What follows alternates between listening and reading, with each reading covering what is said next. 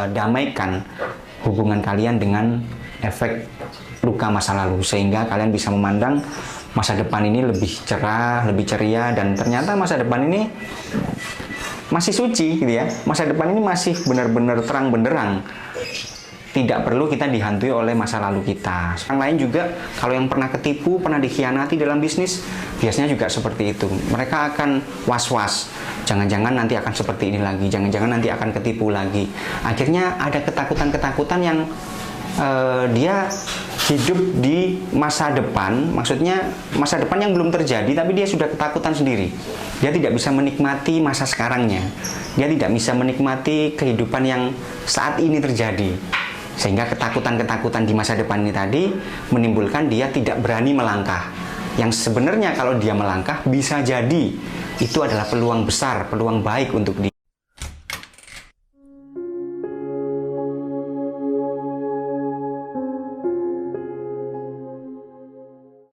Oke, assalamualaikum warahmatullahi wabarakatuh. Jumpa kembali teman-teman bersama saya Andri Setio Ferdianto. Masih di channel saya. Kali ini dalam episode yang terbaru ya. Kita tayang tiap hari Senin, Kamis, dan Sabtu. Seminggu 3 kali ya. Mungkin apa yang saya sharing sama teman-teman di hari-hari sebelumnya bermanfaat, kemudian bisa teman-teman aplikasikan dalam hidup. Dan kali ini ada satu bahasan yang lebih kompleks ya. Lebih kompleks artinya saya akan membahas banyak hal yang ternyata selama ini banyak orang-orang yang merasa hidupnya itu dikendalikan oleh sesuatu ya. Jadi banyak hal yang ternyata menjadikan manusia ini hidupnya itu dikendalikan oleh banyak hal ya. Beberapa hal yang bisa dikembangkan atau bisa diteliti kalau dikelompokkan dalam satu hal, sesuatu yang bisa mengendalikan kehidupan orang lain. Ini adalah yang pertama tentang masa lalu kita ya, tentang masa lalu kita. Yang kedua adalah pendapat atau penilaian dari orang lain ya. Jadi jangan sampai kehidupan kita, kehidupan Anda ya terutama itu dikendalikan oleh 5 hal ini. Jadi yang pertama adalah jangan sampai kehidupan kita dikendalikan oleh masa lalu kita. Yang pertama.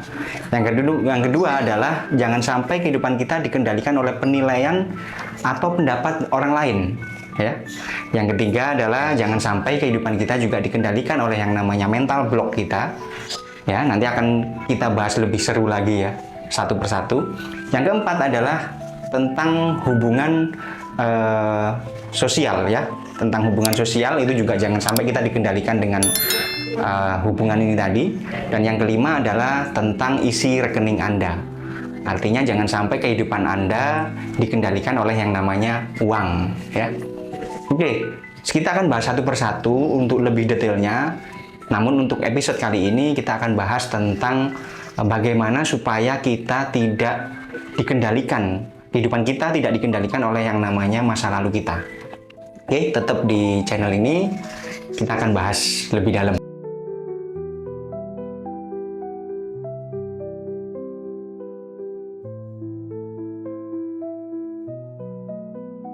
Jadi ada beberapa cara supaya hidup kita itu tidak terjebak atau diperbudak oleh yang namanya masa lalu, teman-teman. Ya, jadi orang-orang yang hidupnya itu dipengaruhi oleh kehidupan masa lalu, maka biasanya mereka itu akan ada pengaruh-pengaruh terhadap pola pikirnya, kemudian emosinya, kemudian tindakannya itu akan dipengaruhi oleh yang namanya masa lalu ya. Tidak jarang orang-orang yang akhirnya terjebak dengan masa lalunya dikarenakan hal-hal di masa lalunya tadi masih menghantui, masih belum bisa berdamai dengan masa lalunya, sehingga mempengaruhi itu tadi ya, pola pikir, pola perasaan atau emosinya dan tindakannya.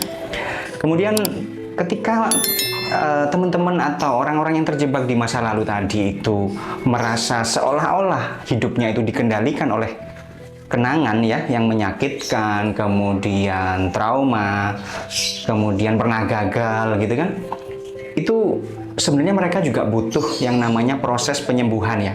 Proses penyembuhan atau Tujuannya proses penyembuhan adalah untuk menguasai atau mengendalikan yang namanya perasaan dan pikiran mereka, sehingga mereka benar-benar bisa utuh untuk menyongsong masa depannya itu dalam kendali mereka. Artinya pikiran dan perasaannya ini sudah bisa dikendalikan sehingga mereka tidak terjebak di masa lalunya, ya, masa lalu ya. Saya anggap yang belakang ini adalah masa lalu, dan mereka juga tidak akan ketakutan dengan masa depan.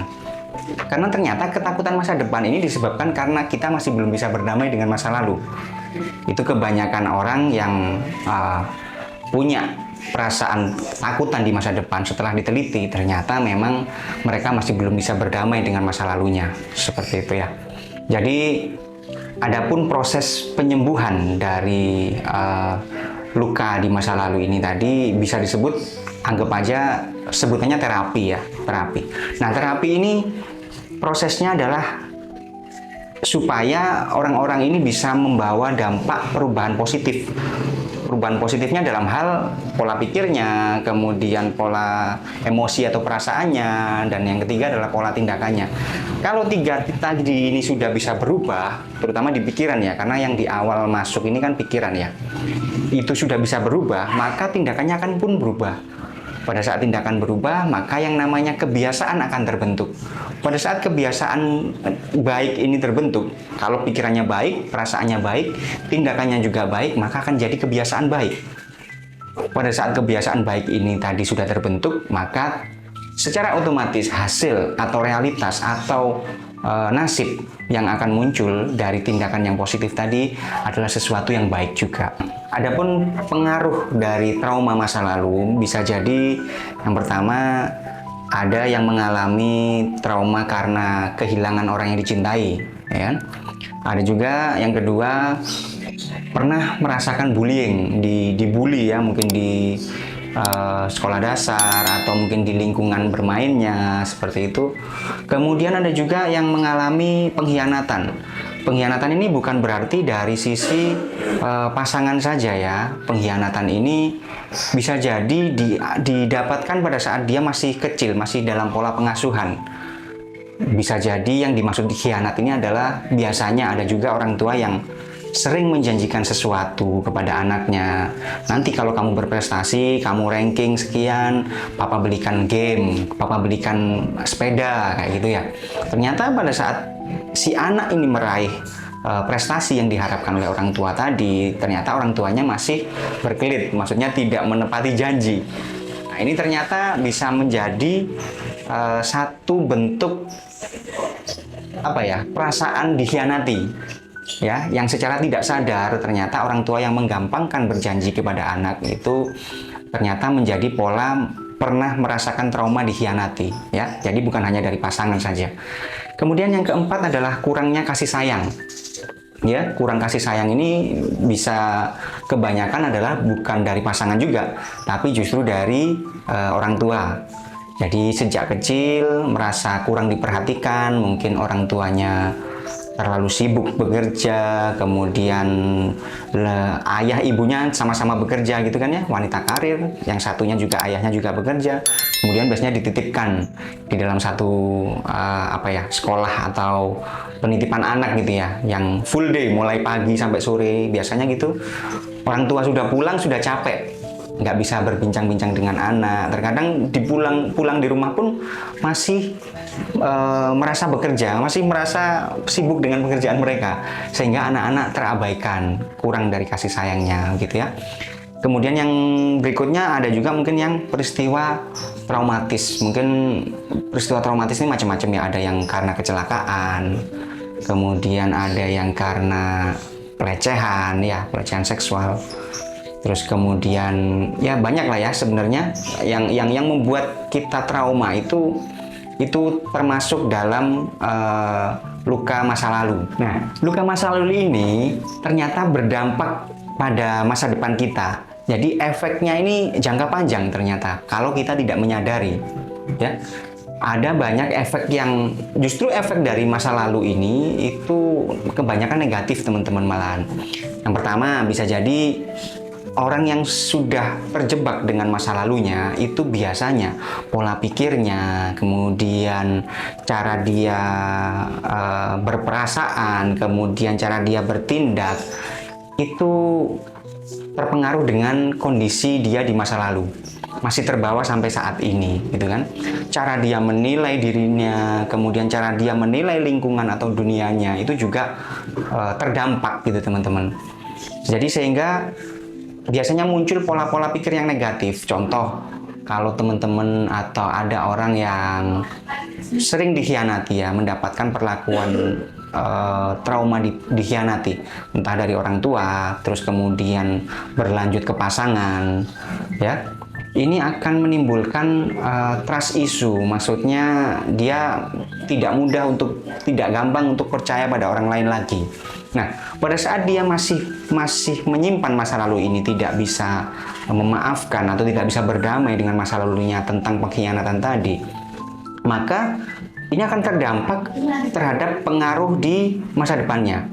Pada saat dia ingin menjalin hubungan dengan orang lain atau apa, itu mungkin dia akan berpikir 1000 kali, bahkan ragu-ragu, ya. Bahkan untuk bekerja sama dengan orang lain juga, kalau yang pernah ketipu, pernah dikhianati dalam bisnis, biasanya juga seperti itu. Mereka akan was-was, jangan-jangan nanti akan seperti ini lagi, jangan-jangan nanti akan ketipu lagi. Akhirnya ada ketakutan-ketakutan yang dia hidup di masa depan, maksudnya masa depan yang belum terjadi, tapi dia sudah ketakutan sendiri. Dia tidak bisa menikmati masa sekarangnya. Dia tidak bisa menikmati kehidupan yang saat ini terjadi. Sehingga ketakutan-ketakutan di masa depan ini tadi menimbulkan dia tidak berani melangkah. Yang sebenarnya kalau dia melangkah bisa jadi itu adalah peluang besar, peluang baik untuk dia. Namun dikarenakan ketakutannya di masa lalu tadi, akhirnya dia tidak berani melangkah. Akhirnya hidupnya di situ-situ saja. Ya, ada juga orang yang merasa tidak layak untuk bahagia, sampai seperti itu. Jadi karena dirundung banyak masalah, pengkhianatan, kurang kasih sayang, ya kan, kurang pujian, tidak dihargai, akhirnya dia merasa saya tidak layak bahagia. Ada yang sampai seperti itu. Sempat ada yang konsultasi gitu kan pada kami, kemudian setelah saya teliti ternyata memang mulai sejak kecil dia fatherless dan motherless, kurang kasih sayang ayah dan ibunya gitu. Jadi ayahnya meninggalkannya, bercerai dengan ibunya, sedangkan ibunya sibuk dengan pekerjaannya pada saat kecil, sehingga kurang kasih sayang. Sampai-sampai di dalam hatinya, di dalam benaknya itu punya perasaan yang mungkin tidak dia sadari, sampai-sampai dia menganggap suatu saat kelak, jika saya punya anak, saya tidak ingin anak saya kurang kasih sayang seperti saya. Nah, artinya pada saat masa kecil ini dia merekam bagaimana ayahnya kurang kasih sayang pada dia, kemudian pada saat dia hidup dengan ibunya, kemudian ibunya ternyata lebih sibuk dengan pekerjaannya. Ini ternyata anak ini merekam sesuatu, merekam perasaannya, sehingga sampai muncul yang namanya bisa disebut dendam ya, dendam dengan perasaannya sendiri, dengan keadaan sendiri. Dia tidak bisa menerima keadaan tersebut, sehingga penyampaiannya terhadap dirinya adalah, tekadnya adalah suatu saat kelak saya dewasa, saya punya anak, saya tidak ingin anak saya seperti saya, kurang kasih sayang. Nah, teman-teman tahu nggak dampaknya? Ternyata dampak dari kurang kasih sayang tadi, setelah dia dewasa dan dia punya anak, ternyata apa yang dilakukan pada anaknya benar. Dia mencurahkan betul-betul yang namanya kasih sayang, perhatian kepada anaknya. Namun, yang terjadi adalah overprotective. Jadi yang terjadi adalah overprotect, sehingga si anak tadi ya itu merasa terkekang dengan cara kasih sayang orang tuanya. Terkekang dalam arti di sini si anak ini merasa tidak bebas dengan aturan-aturan oleh orang tuanya, sehingga merasa justru kasih sayangnya ini menyiksa ya. Nah, inilah dampak dari masa lalu yang akhirnya berdampak juga kepada masa depan. Karakternya terbentuk dari masa lalu. Sempat di video saya yang sebelumnya tentang karakter ya, saya kisahkan bahwasanya karakter itu adalah bentukan dari sesuatu hal yang terjadi di masa lalu, informasi yang masuk di masa lalu, kemudian dianalisa oleh pikiran dan perasaannya sehingga menjadikan sebuah tindakan yang jika itu berulang, maka itu akan menjadi sebuah karakter. Dan karakter ini pastilah akan mempengaruhi yang namanya masa depan, ya. Yang berikutnya adalah bisa jadi ada orang yang merasa terisolasi, merasa dikucilkan, merasa sering dibanding-bandingkan gitu ya dalam keluarganya gitu. Ada juga yang seperti itu. Lalu yang berikutnya juga ada yang mengalami ketakutan atau kecemasan berlebih. Nah, ketakutan atau kecemasan berlebih ini memang dipengaruhi oleh yang namanya masa lalu tadi. Karena trauma di masa lalu, semisal dikhianati tadi, sehingga dia untuk memandang masa depan itu rasa was-wasnya tinggi, rasa cemasnya tinggi. Banyak di dalam dirinya yang masih mengingat masa lalu sehingga dia tidak berani melangkah untuk masa depan. Akhirnya cemas, khawatir, takut. Akhirnya dia tidak bisa menikmati momen di saat ini. Dia tidak bisa mindfulness ya, artinya tidak bisa mindfulness hadir di saat ini. Semisal saya hari ini minum jus semangka ya.